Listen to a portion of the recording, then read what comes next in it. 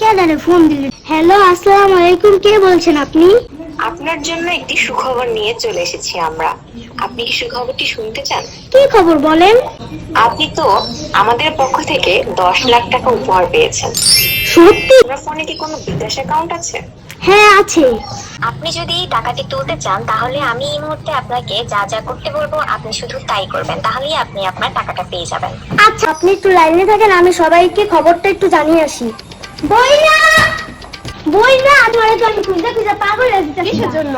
দাও, আমার এই নাম্বার দেয় 10 লাখ টাকা পেয়েছি। তো আর পাত্তাই দিব না। সে স্বপ্নই দেখ। আমার সুখ যে তোর সহ্য হয় না, আমি এটা ভালো করেই জানি। আচ্ছা আচ্ছা, বুঝলাম, তোর কথা বুঝলাম। এখন তোর কোন নাম্বার থেকে ফোন দিছো? তোর নাম্বারটা আমার দেখাতো, আমি কথা বলে দিই। তুই আমার টাকা নিবি, লিখে আমি তোর দিব। তুই আমার এত বড় মনে করিস এত না। খারাপ। ইস, কি সুন্দর টাকা সুখে ঘুমাইতেছে। দেখি তোর কোন নাম্বারে ফোন দিছে, লোকটার সাথে আমি কথা বলি। 10 লাখ টাকা আমার ছোট বোন পেয়েছে, তো আপনি আমার বিকাশ নাম্বারে 5 লাখ টাকা পাঠান, আর আপনি 5 লাখ টাকা নিয়ে যান, বুঝছেন? হ্যাঁ, তো আপনি দিতে পারবেন না কেন?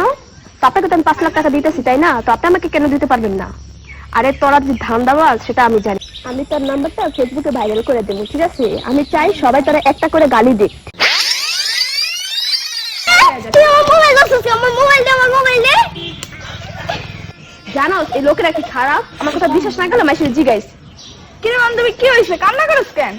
দেখ দেখ ঝুমুর আর কি করছে, কোন এক লোকে আর ফোন দিছে, বলতেছে 10 লাখ টাকা পেয়েছে। এটা কি সত্যি নাকি আর বুঝাতো?